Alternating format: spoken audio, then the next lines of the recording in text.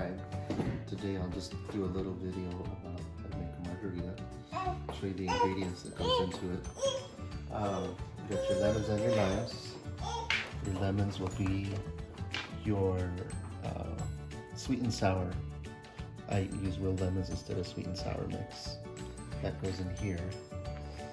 And then we have our limes, which kind of garnishes the drink, gives it that extra tart flavor at the end. Some people prefer no lime, some people prefer dunked in or on the side of the glass. We got just some basic tequila here. It's not 100% agave, but it's real good and tasty. It's Jose Cuervo Especial. We got some triple sec, the other ingredient that goes into the margarita that gives it that orange flavor.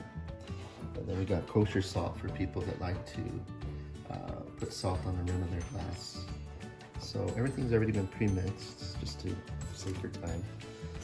We got the 1.5 ounces of silver tequila, 1.5 ounces of the triple sec, and then we're going to put about 1 3/4 ounce lemon juice. Put that in our shaky tin. Shake it for about 10 seconds until it's cold.